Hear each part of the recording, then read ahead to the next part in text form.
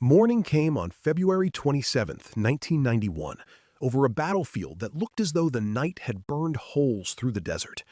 The 22nd Armored Cavalry Regiment had fought through the storm at 73 Easting the afternoon before, tearing into Iraqi armored positions and opening a path into the deeper Republican Guard fight. But victory on that grid line did not mean the work was finished.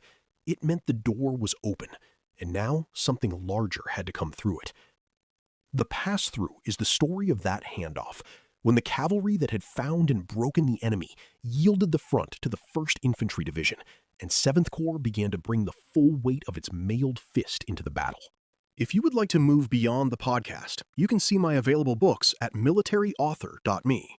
And at trackpads.com, you will find magazines and galleries with hundreds of thousands of photos and videos to explore. A pass-through sounds orderly, almost procedural, as if one unit simply steps aside and another marches forward. In reality, it is one of the most difficult acts an army can perform under combat conditions. The battlefield is crowded with burning wrecks, prisoners, disabled vehicles, uncertain enemy positions, confused reports, and soldiers who have been awake too long. The unit in front knows the ground because it has just fought for it, but it is tired and still in danger. The unit behind is fresh enough to continue the attack, but it must move through a battlefield it did not create and may not fully understand. If the passage is slow, the enemy gains time. If it is careless, friends can become obstacles or targets. The 2D Armored Cavalry Regiment had done what Corps cavalry was meant to do, but at a scale few could have predicted. It had screened ahead of 7th Corps, found the Iraqi defensive system, fought through the seam between Iraqi formations, and left behind a grim trail of destroyed tanks, armored carriers, bunkers, and prisoners. Yet the regiment was not designed to finish the Corps battle alone. Its strength lay in reconnaissance, security, shock, and the ability to seize opportunity, not in replacing the heavy divisions behind it for a prolonged fight. By the morning after 73 Easting, the cavalry's achievement demanded exploitation. The enemy had been struck hard, but the remaining Iraqi forces had to be kept off balance before they could recover, withdraw, or form a new line. The 1st Infantry Division was the formation chosen to carry the next blow forward. Its name reached back to the American Expeditionary Forces of the First World War, but in the Gulf it was a modern mechanized division, built around tanks, Bradleys, artillery, engineers, infantry, air defense, and the support units needed to keep a heavy force moving. It had already opened the breach at the beginning of the ground war, solving the ugly problem of mines and obstacles so the Corps could enter Iraq. Now it had to do something very different.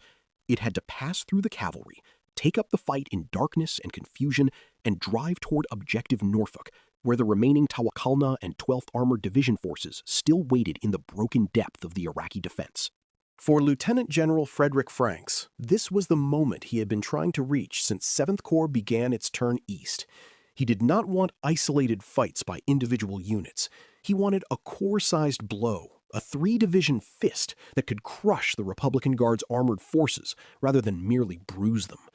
The cavalry had found the target and opened it.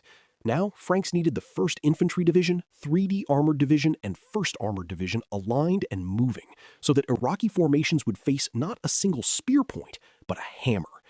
The pass-through was therefore more than a change of lead units. It was the transition from discovery to destruction, from the cavalry's violent reconnaissance to the Corps' full-weight attack. The ground itself made that transition harder. The area around 73 Easting was littered with the physical confusion of battle, burning Iraqi vehicles, abandoned equipment, torn positions, churned sand, and groups of prisoners moving rearward. Smoke and dust still interfered with visibility, and darkness had not erased danger. Iraqi forces were damaged, but not every weapon had been destroyed, and not every soldier had surrendered. A passing American unit had to avoid friendly vehicles, identify enemy holdouts, steer around wrecks, and maintain its formation while moving through a place that had no natural landmarks to guide it. In a village, a commander can say, "Move past the church," or "Hold at the crossroads." In this desert, he had grid lines, reports, thermal images, and trust. The soldiers of the 1st Infantry Division entered a battlefield already half-written by someone else's fight. That is a strange experience. The cavalry knew where many threats had been, but its reports could not remove every uncertainty. A burning tank might be dead, but the ground behind it might still hide a bunker.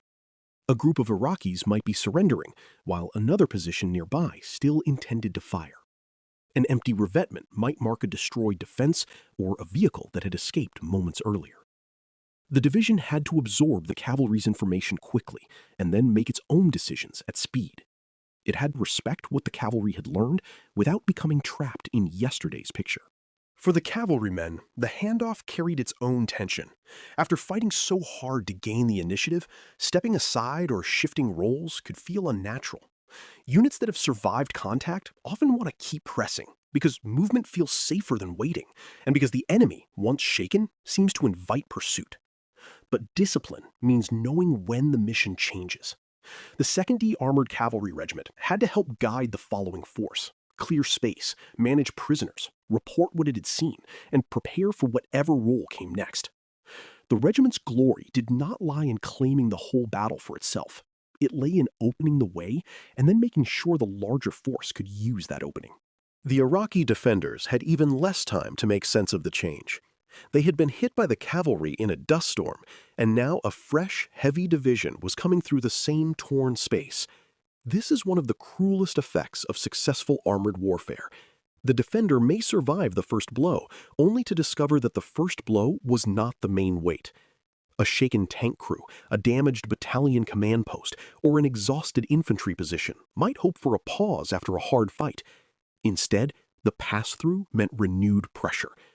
The Americans were trying to deny the Iraqis the simple mercy of time to reorganize, time to withdraw cleanly, time to reestablish communications, or time to understand where the front had gone.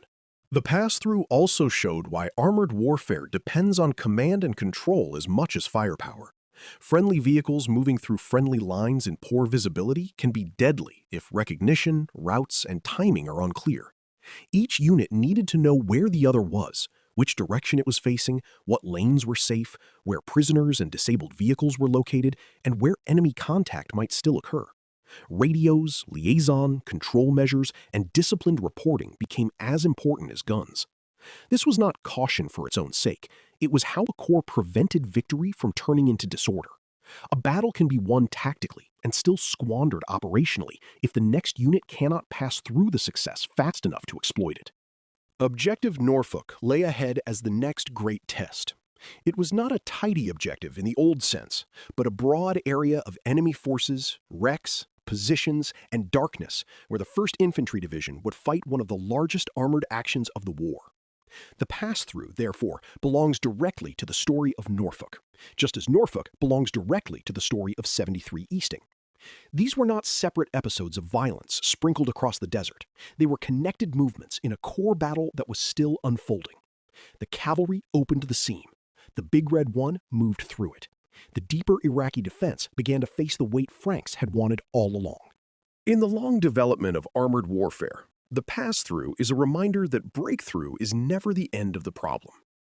At Cambrai, tanks could penetrate parts of the German line, but the British struggled to exploit the success deeply and sustain momentum. In later wars, the best armored forces learned that the unit making the first breach or first contact might not be the one best suited to carry the battle to its conclusion. By 1991, the American answer was a highly coordinated sequence. Cavalry to find and fix, mechanized division to pass through and smash forward, corps artillery and support to keep the whole machine moving. The tank battle had become a relay, and the baton was momentum. The pass-through matters because it keeps 73 Easting in its proper place. The famous grid line was not an ending, not a standalone triumph sealed off from the rest of the campaign. It was the hinge that allowed 7th Corps to bring forward the full force it had moved across oceans and deserts to use. The 2nd Armored Cavalry Regiment had done something extraordinary in the storm, but the morning after proved the larger lesson.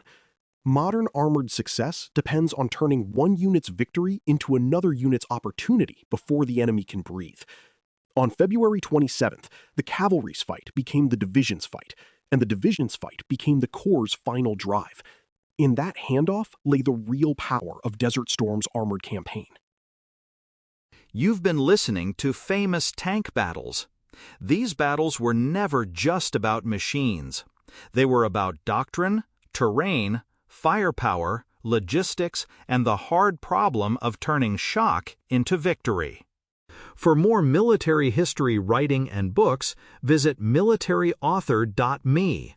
And for magazines, podcasts, and a massive archive of military photos and video, visit trackpads.com. Thanks for listening.